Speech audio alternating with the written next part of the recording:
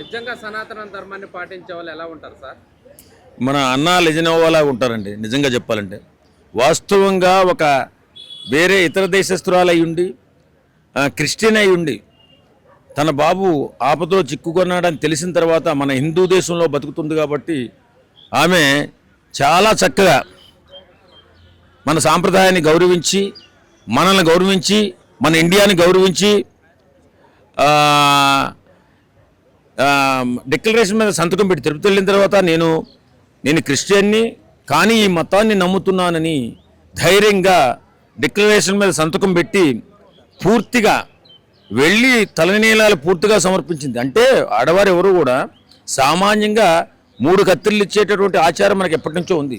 అలాంటి ఆచారాన్ని కూడా వద్దు, నేను పూర్తిగా ఆ వెంకటేశ్వర స్వామిని నమ్మాను, ఆ దైవం నా కొడుకుని రక్షించాడు అని పూర్తి నమ్మకంతో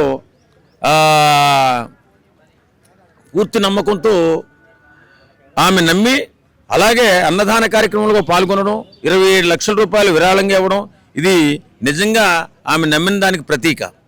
వాస్తవంగా అలాంటి వ్యక్తి చాలామందికి మార్గదర్శకం కాబోతుంది. ఎందుకంటే మన ధర్మాన్ని చాలామంది అవహేళన చేసేవాళ్ళు ఉన్నారు.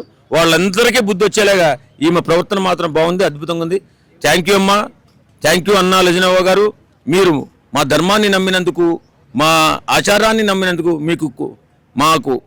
మా తరపున మీ కృతజ్ఞతలు తెలియజేసుకుంటున్నాం.